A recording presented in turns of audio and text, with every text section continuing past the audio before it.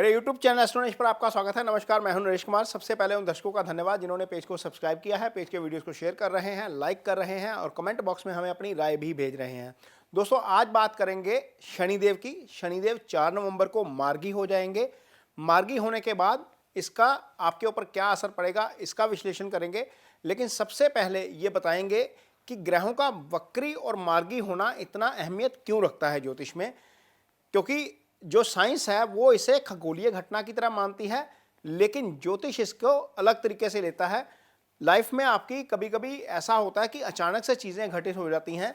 वो इसी कारण होता है क्योंकि आपकी कुंडली में कोई ग्रह रेट्रोग्रेशन में यानी कि वक्री अवस्था में होता है और ट्रांजिट में भी वो वक्री हो जाता है, तो आपको उसके सडन अच्छे या बुरे रिजल्ट देखने को मिलते हैं। तो ये ग्रह वक्री कैसे होते हैं, सबसे पहले ये समझाते हैं, फिर बताएंगे इसका असर कैसे होता है। तो ग्रह जो हैं, जैसे ज्योतिष पढ़ा जाता है, हम ज्योतिष पढ़ते हैं जब, तो उसे भूकेंद्रीय पद्धति के लिहाज से पढ़ते हैं, क्योंकि ज्योतिष ये मानता है कि ग्रहों की जो चाल होती है उसका असर पृथ्वी पर रहने वाले इंसानों के साथ साथ यानी कि आम जातकों के साथ साथ मनुष्य के साथ साथ प्रकृति के ऊपर भी पड़ता है। तो इसे भूकेंद्रीय पद्धति के लिहाज से पढ़ा जाता है। और जब हम पृथ्वी को केंद्र मानकर पढ़ते हैं तो सूर्य, जिसके दो इर्द गिर्द वाले ग्रह हैं जो बिल्कुल क्लोज ग्रह हैं, इनको हम इनर सर्कल के प्लैनेट मानते हैं। इनमें बुध और शुक्र आते हैं। बुध की मैक्सिमम दूरी रहती है 27 डिग्री सूर्य से और शुक्र की मैक्सिमम दूरी रहती है 47 डिग्री। यानी कि आप कोई भी पत्रिका उठाएंगे, जन्मपत्री, तो आपको किसी भी पत्रिका में सूर्य के सामने बुध नजर नहीं आएंगे और ना ही सूर्य के सामने शुक्र नजर आएंगे। ये दोनों ग्रह या तो सूर्य से एक भाव आगे होंगे या एक भाव पीछे होंगे। शुक्र कई मामलों में ऐसा हो सकता है कि सूर्य से 2 भाव आगे चले जाएं, लेकिन वो कुछ ही डिग्री आगे जाएंगे, इससे ज़्यादा आगे नहीं जाएंगे या पीछे नहीं जाएंगे। लेकिन जो 3 ग्रह हैं, मंगल, गुरु और शनि, ये आउटर सर्कल के प्लैनेट हैं। आप किसी भी कुंडली में देखेंगे कि ये ग्रह सूर्य के साथ भी आकर युति कर लेते हैं, लेकिन सूर्य के सामने भी चले जाते हैं, यानी कि सप्तम भाव भी चले जाते हैं सूर्य से।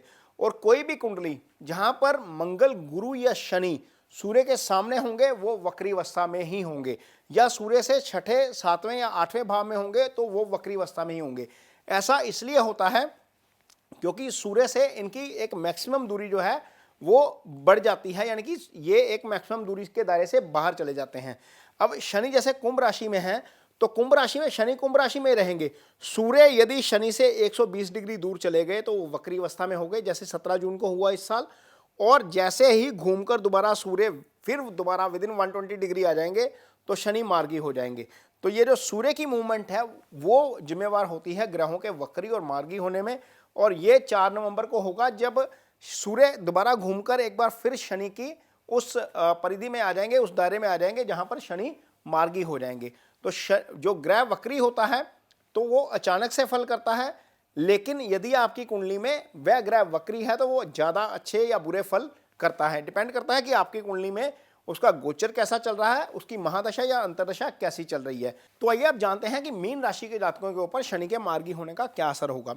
मीन राशि के जातकों ने बहुत सारे वीडियोस देखे होंगे जहां पर उन्हें बताया होगा कि आपके ऊपर शनि की 7.5 की पहली ढैया चल रही है।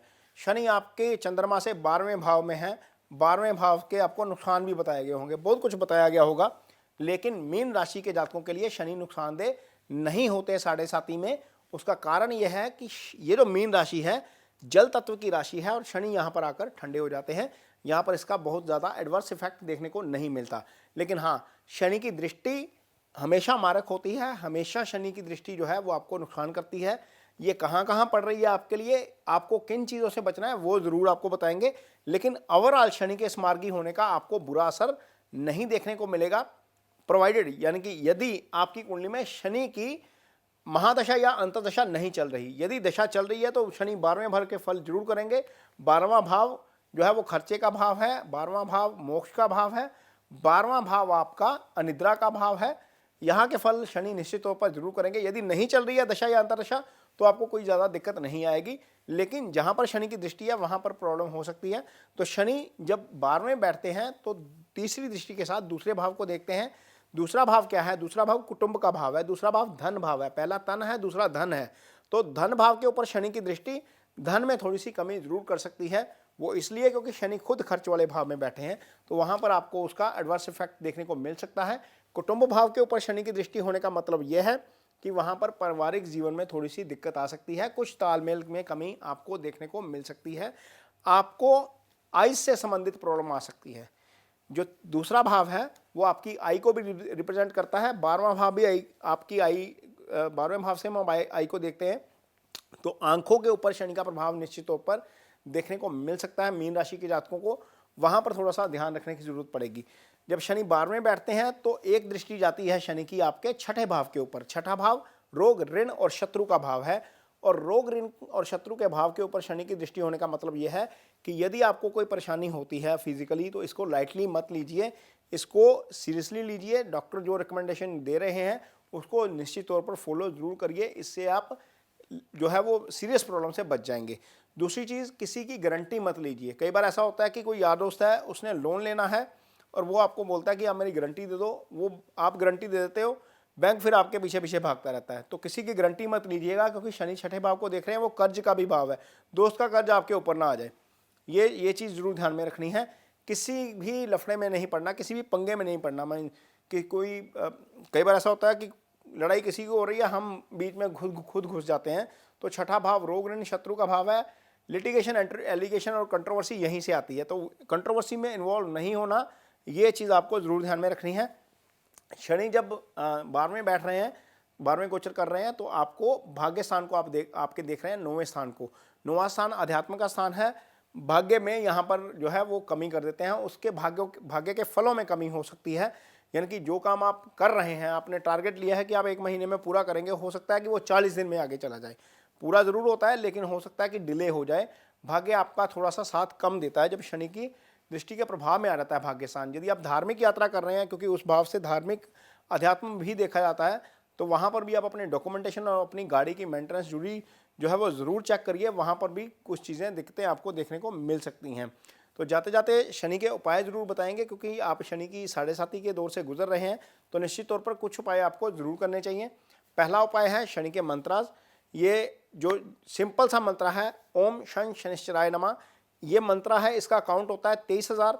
और यदि आप हवन यज्ञ नहीं करना चाहते तो 2300 मंत्र आप एक्स्ट्रा जप कर सकते हैं। सुबह सूर्य की पहली होरा में इसको स्टार्ट करिए शनिवार के दिन। यदि 10 माला डेली करेंगे तो लगभग 3 हफ्ते में ये मंत्र आपके पूरे हो जाएंगे। ये पूरे करने के बाद, चूंकि ये 7.5 साल चलनी है शनि की 7.5, तो इसके एडवर्स इफेक्ट से बचने के लिए आप दान भी कर सकते हैं। दान में आप काली उड़द की दाल दान कर सकते हैं, काला कपड़ा दान कर सकते हैं, लोहा दान कर सकते हैं। लेकिन ये दान आप किसी ऐसी जगह पर करिए जहाँ पर ये काम में आ जाए। लोग अक्सर दान ऐसी जगह पर नहीं करते जहाँ पर काम जो है वो नहीं आता।